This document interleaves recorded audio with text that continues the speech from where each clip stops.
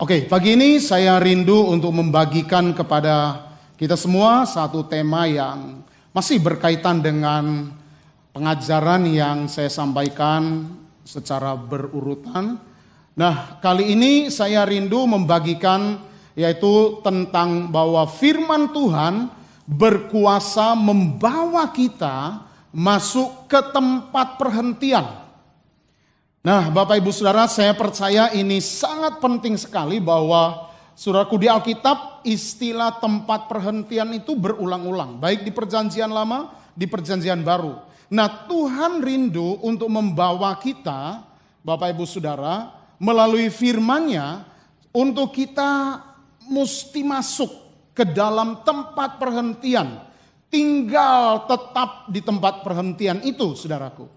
Oleh karena itu, saudaraku, kali ini saya rindu membacakan kepada kita semua, cukup panjang ayatnya.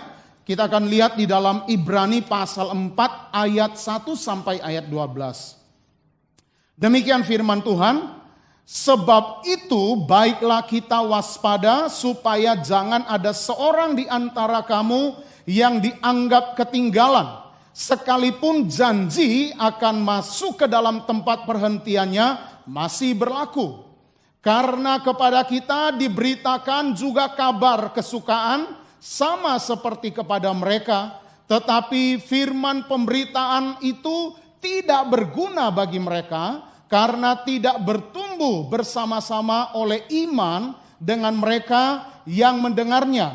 Sebab kita yang beriman akan masuk ke tempat perhentian seperti yang ia katakan. Sehingga aku bersumpah dalam murkaku, mereka tak akan masuk ke tempat perhentianku. Sekalipun pekerjaannya sudah selesai sejak dunia dijadikan. Ayat 4, sebab tentang hari ketujuh pernah dikatakan di dalam suatu nas, dan Allah berhenti pada hari ketujuh dari segala pekerjaannya. Dan dalam nas itu kita baca, mereka takkan masuk ke tempat perhentianku.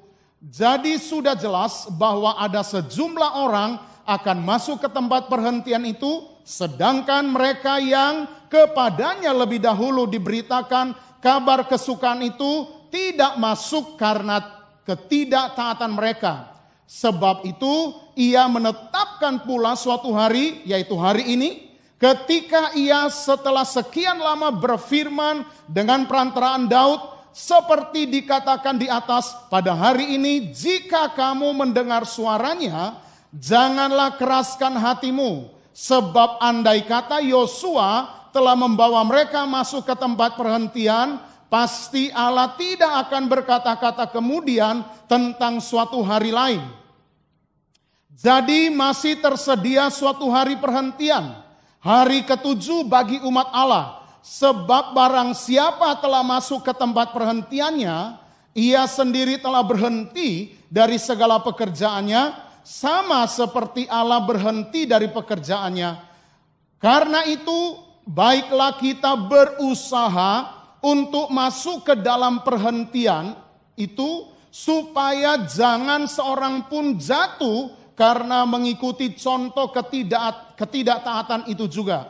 Sebab firman Allah hidup dan kuat dan lebih tajam daripada pedang bermata dua manapun, ia menusuk amat dalam sampai memisahkan jiwa dan roh. Nah, Bapak Ibu Saudara kekasih di dalam Tuhan, kita sudah membaca ayat ini dan 2 minggu lalu saya telah membahas khususnya ayat yang ke-12. Yaitu adalah firman, sebab firman Allah hidup dan kuat dan lebih tajam daripada pedang bermata dua manapun. Ia menusuk amat dalam sampai memisahkan jiwa dan roh. Nah, Bapak Ibu Saudara kekasih di dalam Tuhan, 2 minggu lalu kita sudah bahas ini bahwa firman Allah begitu dahsyat, begitu luar biasa. Firman Allah hidup firman Allah kuat atau berkuasa, dan firman Allah lebih tajam dari pedang bermata dua manapun. Dan kita sudah arahkan ayat ini, bahwa ayat ini adalah menjadi dasar hidup kita. Ayat ini mengubah hidup kita, membuat kita tetap kuat berkemenangan dalam segala keadaan. Nah, kali ini Bapak Ibu Saudara, kita akan mengkaitkan ayat 12, bahwa ayat 12 ini menentukan, yaitu ayat 1 sampai ayat 11 untuk kita alami. Nah, Bapak Ibu Saudara, kalau Bapak Ibu Saudara membaca di ayat 1 sampai ayat 11, maka kita akan menemukan ada satu kalimat itu diulang sampai 9 kali. Wow, bayangkan Bapak Ibu Saudara, kalau satu kalimat sesuatu hal diulang sampai 9 kali, itu enggak main-main. Itu berarti hal itu sangat serius. Hal itu sangat penting. Tuhan mau nyatakan bagi kita orang percaya. Dan kalimat itu berkata begini, masuk ke tempat perhentian. Nah, kalimat itu saudaraku dari ayat 1 sampai ayatnya yang ke-11 itu diulang terus sampai 9 kali diulang. Kalimat masuk ke tempat perhentian. Nah, ini yang kita rindu bahas. Ini yang kita rindu pelajari. Apa sih maksud daripada tempat perhentian? Tapi sebelum kita akan pelajari tentang apa maksud daripada tempat perhentian, Bapak Ibu, kalau kita baca di dalam Alkitab bahasa Inggris, maka kata perhentian itu sama dengan istirahat. Sudah, rest, saudara. Nah, Bapak Ibu Saudara, jadi tempat perhentian itu sama dengan istirahat. Nah, Bapak Ibu Saudara, kita akan membahas, kita akan pelajari sebenarnya apa yang Tuhan maksud tentang istirahat atau tempat perhentian yang Allah sediakan bagi kita, dan katanya kita mesti masuk ke dalam tempat perhentian itu. Nah, Bapak Ibu Saudara, saya akan menjelaskan kepada kita yang pertama, tempat perhentian atau istirahat yang Tuhan maksud menurut konteks perjanjian lama. Jadi, saudaraku, tempat perhentian menurut konteks di dalam perjanjian lama itu apa maksudnya? Nah, kita bisa baca di dalam 1 Raja-Raja pasal 8 ayat yang ke-56. 1 Raja-Raja pasal 8 ayat 56 berkata, terpujilah Tuhan yang memberikan tempat perhentian kepada umatnya Israel, tepat seperti yang difirmankannya dari segala yang baik yang telah dijanjikannya dengan perantaraan Musa, hambanya. Tidak ada satupun yang tidak dipenuhi. Nah, jelas sekali bahwa di ayat ini, saudaraku, penulis 1 Raja-Raja khususnya pasal 8 ayat 56 berkata, terpujilah Tuhan yang memberikan atau menyediakan tempat perhentian kepada umat Allah, kepada umatnya atau umat Israel. Nah, Bapak Ibu, saudaraku, di dalam konteks ayat ini yang dimaksud tempat perhentian di sini tidak lain, yaitu adalah tanah Kanaan.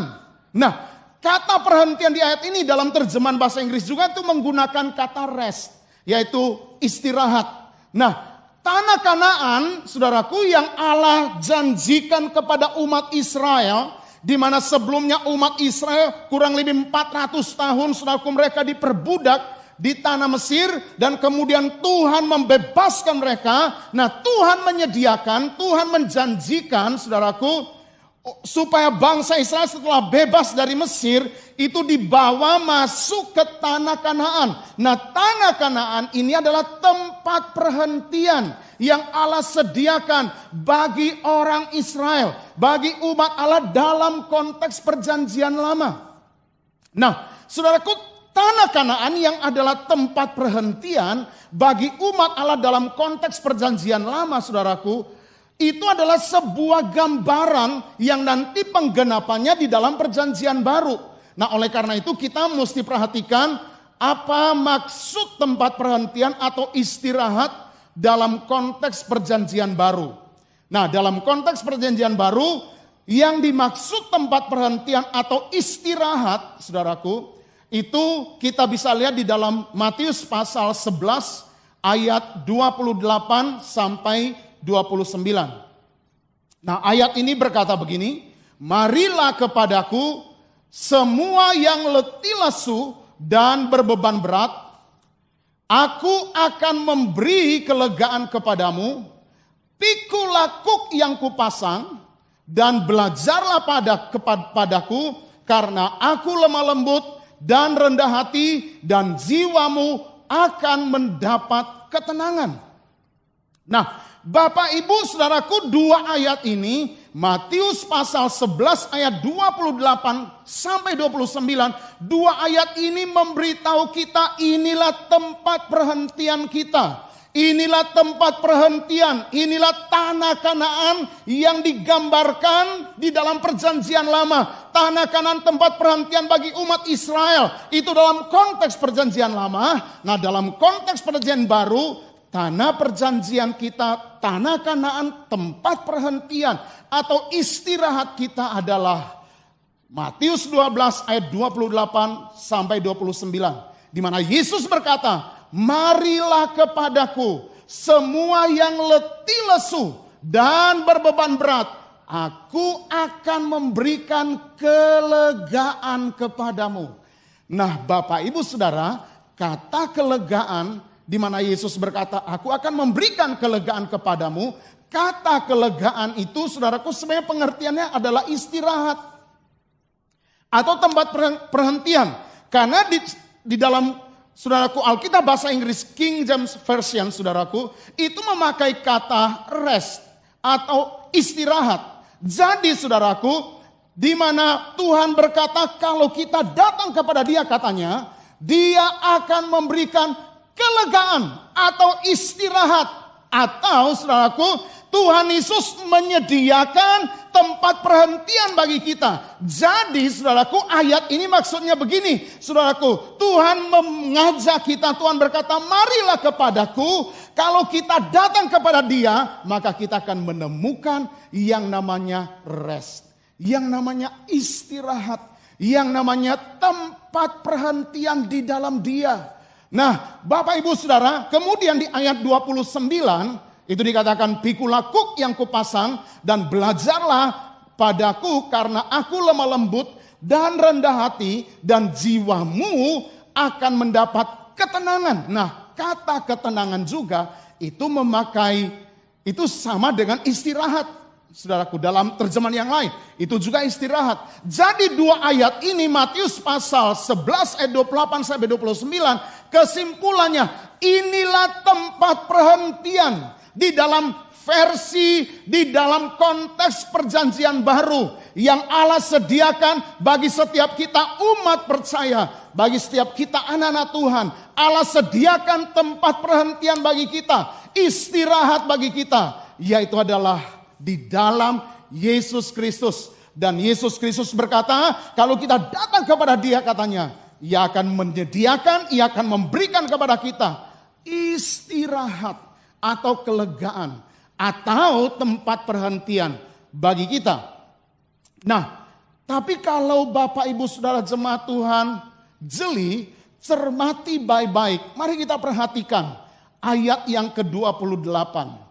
Kita akan ketemu di situ, saudaraku, karena pertanyaannya begini. Kan Yesus berkata, marilah kepadaku semua yang letih lesu dan berbeban berat.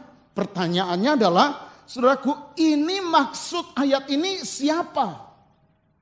Saudara, siapa yang dimaksud dengan orang yang letih lesu dan berbeban berat, di mana Yesus berkata kepada kelompok ini, kepada orang ini, marilah datanglah kepadaku. Saudaraku, artinya apa? Tuhan gak mau orang itu terus ada di dalam keadaan letih, lesu dan berbeban berat. Makanya Yesus ajak, Yesus panggil, marilah datanglah kepadaku. Saudaraku, karena Dia tidak mau orang kelompok ini terus ada di dalam keadaan letih lesu dan berbeban berat. Nah, pertanyaan ini penting supaya kita mengerti siapa sih yang dimaksud orang-orang yang letih lesu dan berbeban berat ini. Nah, mungkin ada di tengah-tengah kita yang bisa saja menafsirkan ayat ini, saudaraku, atau kelompok ini, orang yang letih, lesu, dan berbeban berat ini, ini mereka yang masih terhilang. Ini adalah orang-orang yang sama sekali belum percaya.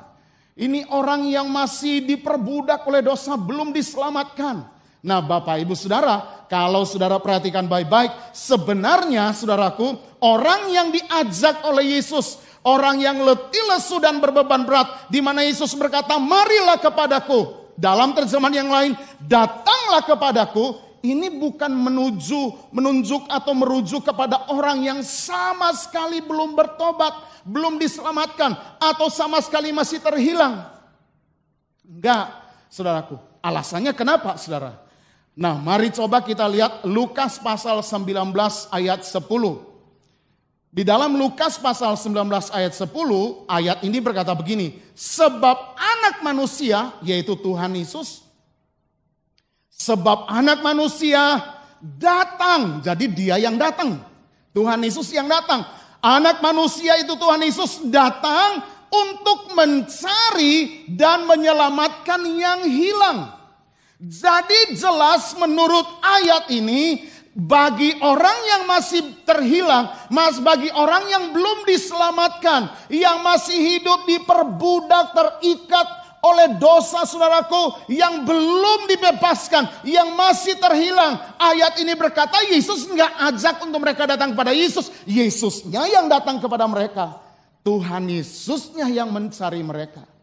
Nah, mungkin kita masih ingat Bapak Ibu Saudara, tentang perumpamaan Tuhan Yesus meninggalkan 99 ekor domba, saudaraku. Dan dia mencari 1 ekor domba yang tersesat. Nah, 1 ekor domba yang tersesat itu gambaran jiwa yang terhilang. Kalau jiwa yang terhilang belum diselamatkan, tidak mungkin Tuhan Yesus bilang begini, mari datang kepadaku. Tidak bisa, saudaraku. Yesusnya yang datang mencari dia. Yesus yang datang menyelamatkan dia. Karena dia tidak berdaya. Dia masih terikat. Dia masih diperbudak. Dia masih hidup terpenjara di sana. Tidak mungkin Yesus berkata, mari datang kepadaku. Oleh karena itu, saudaraku, Yesus berkata, marilah datang kepadaku, hai kamu yang letih, lesu, dan berbeban berat. Ajakan ini bukan ditujukan kepada orang yang betul-betul masih terhilang. Bukan. Tetapi saudaraku, ajakan Yesus, marilah datang kepadaku semua yang letih, lesu, dan berbeban berat.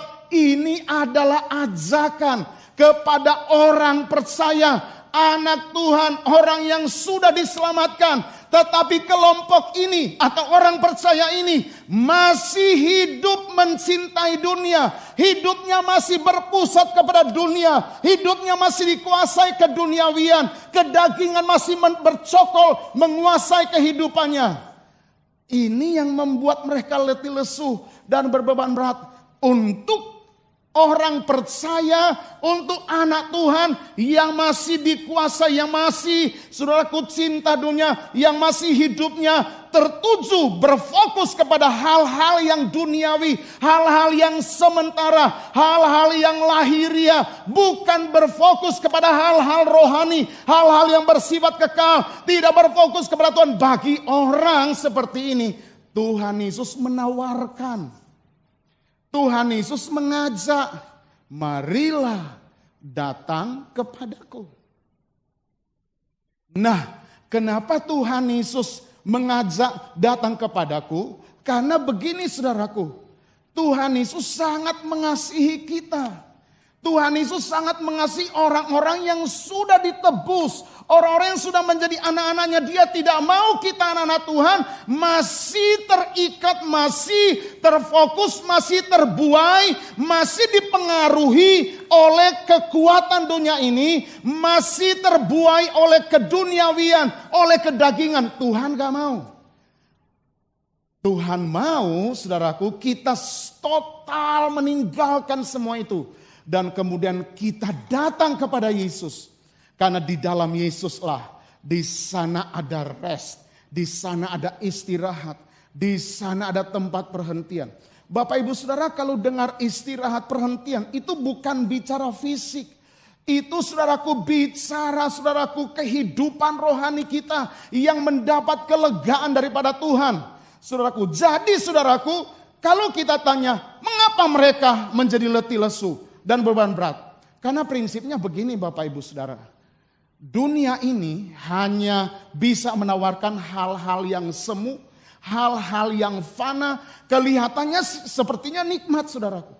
Tapi saya mau beritahu kepada saudara, dunia ini seringkali menjebak kita, kelihatannya menawarkan kebahagiaan, tapi saya cuma mau kasih tahu, semua apa saja yang ditawarkan oleh dunia ini, dengar baik-baik, semua itu fana, semua itu hanya berupa tipuan, yang pada akhirnya akan membuat kita letih, yang akan membuat kita lesu, yang akan membuat kita berbeban berat. Jadi saudaraku kesimpulannya begini, orang yang letih lesu dan berbeban berat yang dimaksud di dalam ayat ini saudaraku adalah anak Tuhan, orang percaya, tapi mereka belum masuk ke dalam perhentian di dalam Tuhan Yesus. Mereka belum mengalami istirahat di dalam Tuhan Yesus. Mereka masih condong, mereka masih saudaraku berfokus kepada hal-hal yang duniawi, kesenangan-kesenangan yang semu, kenikmatan-kenikmatan keduniawian yang semu. Itu begitu menarik perhatian mereka. Saya cuma mau ingatkan kepada kita semua, kalau kita tidak bebas dari ini, kalau kita tidak melepaskan diri dari hal-hal ini, Anda akan kecapean, Anda akan letih, Anda akan lesu. Dunia tidak pernah bisa menawarkan kebahagiaan sejati. Dunia tidak pernah bisa menawarkan kelegaan yang sejati. Dunia hanya sebuah tipuan. Dunia ini seperti fata morgana. Saudara tahu fata morgana? Fata morgana itu saudaraku seperti pada musim kemarau. Orang kalau dia panas kali ini khususnya sering terjadi padang gurun. Orang yang kehausan begitu rindu air minum. Dan dia bisa melihat dari kejauhan seperti ada danau di depan. Seperti ada air yang banyak di depan. Begitu saudaraku didatangin ternyata tidak ada. Karena itu hanya sebuah tipuan fata morgana saudara. Itulah fata morgana. Di dunia ini hanya bisa menawarkan hal-hal yang semu, hal-hal yang merupakan tipuan. Dan kalau kita terjebak di situ, kita akan menuai kehidupan yang letih, lesu, dan beban berat. Oleh karena itu, bagi setiap anak Tuhan yang masih terikat, yang masih condong, yang masih mengizinkan hal-hal dunia ini menguasai kehidupannya, mari hari ini responi tawaran Tuhan Yesus. Tuhan Yesus berkata, marilah, datanglah kepadaku. Kalau kita datang kepada dia, kita ketemu apa katanya? Yesus berkata, dia akan memberikan apa katanya? Kelegaan atau rest atau istirahat. Jadi Bapak Ibu Saudara, tempat perhentian dalam konteks perjanjian baru yang Allah sediakan bagi kita, itu adalah kelegaan, itu adalah ketenangan yang bersifat rohani, yang bersifat untuk kebutuhan jiwa kita, yang akan membuat kita lega, yang akan membuat hidup kita berfokus kepada Tuhan. Saya mau beritahu kepada kita jemaat Tuhan, dengar baik-baik, hanya hidup yang berfokus kepada Tuhan, hanya hidup yang sungguh-sungguh memiliki satu gairah yang setiap saat rindu menyenangkan hati Tuhanlah. Itu akan membuat hidup kita berjalan tidak menjadi lelah, berlari tidak menjadi lesu. Bapak Ibu Saudara, oleh karena itu tidak ada cara lain. Untuk hidup kita akan terus bergairah, on fire, hidup kita apapun. Mau masalah apa saja, situasi apa saja, corona atau apa masalah ekonomi sulit. Itu tidak akan membuat kita beban berat. Itu tidak akan membuat kita letih lesu. Sebenarnya yang membuat kita letih lesu, yang membuat kita beban berat, karena kita tidak dalam tempat perhentiannya Tuhan. Karena kita tidak dalam istirahatnya Tuhan, yaitu di dalam Tuhan Yesus yang menyediakan kelegaan sejati, yang menyediakan ketenangan sejati, istirahat sejati yang Allah sediakan bagi kita. Bapak Ibu Saudara, ekonomi boleh morat-marit, keadaan boleh sulit, tetapi kalau kita berjalan dalam hidup ini di dalam tempat perhentiannya Tuhan, wow, kita akan terus bersyukur kepada Tuhan. Kita akan terus semangat dalam hidup ini. Nah, Bapak Ibu Saudara, saya ingin mengakhiri khotbah ini, saudaraku. Nah, jadi Tuhan Yesus mau kita meninggalkan hidup yang berpusat kepada dunia dan kita hidup berpusat kepada Kristus. Saya rindu membagikan yang terakhir dari khotbah ini adalah cara masuk ke tempat perhentian atau istirahat. Karena itu kehendak Tuhan untuk kita masuk ke dalamnya dan menikmati itu. Nah, yang pertama kita mesti lihat dulu cara orang Israel masuk ke tempat perhentian itu tanah Kanaan. Caranya atau kuncinya apa sih? Ulangan pasal 11 ayat 8. Ayat ini berkata begini. Jadi kamu harus berpegang pada seluruh perintah. Nah, kata lain perintah itu adalah firman Tuhan. Yang kusampaikan kepadamu pada hari ini, supaya apa katanya? Supaya kamu kuat untuk memasuki serta menduduki negeri kemana kamu pergi mendudukinya. Wow, Bapak Ibu Saudara, mari perhatikan baik-baik ayat ini. Ayat ini adalah syarat atau cara atau kunci supaya orang Israel bisa mencapai tanah Kanaan, bisa meraih atau masuk dan menduduki tanah Kanaan yang adalah tempat perhentian yang Allah sediakan bagi orang Israel. Bapak Ibu mau tahu caranya apa? Kalimat pertama dari Ulangan 11 ayat 8 bilang apa? Jadi kamu harus. Garis bawahi kata harus. Harus apa katanya? Harus berpegang pada seluruh perintah. Atau kata lainnya, berpegang kepada seluruh firman Tuhan. Jadi gak ada cara lain orang Israel untuk bisa masuk tanah Kanaan, gak ada cara lain. Cara satu-satunya menurut ayat ini adalah berpegang kepada seluruh, bukan sebagian loh. Kepada seluruh firman Tuhan. Makanya tidak salah jemaat Tuhan diajarkan untuk kita cinta firman Tuhan. Tidak salah di gereja kita untuk penatua, pengkhotbah, pemimpin di gereja kita memotivasi jemaat untuk kita baca Alkitab setiap hari. Lewat GBA, gerakan baca Alkitab itu enggak salah, saudaraku. Merenungkan firman Tuhan setiap hari enggak salah. Karena ayat ini memberitahu kita, orang Israel saja untuk meraih, masuk, menduduki tanah Kanaan, masuk ke dalam perhentian yang Allah sediakan bagi mereka, itu enggak ada cara lain. Mereka mesti berpegang kepada seluruh firman Tuhan. Nah, sebenarnya berpegang pada seluruh firman Tuhan ini apa maksudnya? Berpegang di sini bukan secara lahiriah, pakai tangan lahiriah pegang Alkitab terus, bukan. Berpegang pada seluruh firman Tuhan itu artinya begini, saudaraku. Setiap hari disiplin baca firman, merenungkan firman, berkomitmen melakukan mentaati firman Tuhan, dan kemudian saudaraku terus menerus percaya bahwa firman Tuhan itu pasti terjadi. Firman Tuhan itu kekuatan kita. Jadi kita nggak boleh percaya yang lain. Kita mesti percaya hanya firman Tuhan dalam hidup ini apa saja. Persoalan rumah tangga, persoalan usaha, bisnis, pelayanan, apa saja seluruh aspek hidup kita. Cuman satu pegangan kita. Cuman satu yang kita harus percaya sungguh-sungguh. Yang mengkontrol, mengatur hidup kita. Yaitu adalah firman Tuhan. Jadi orang Israel masuk tanah Kanaan.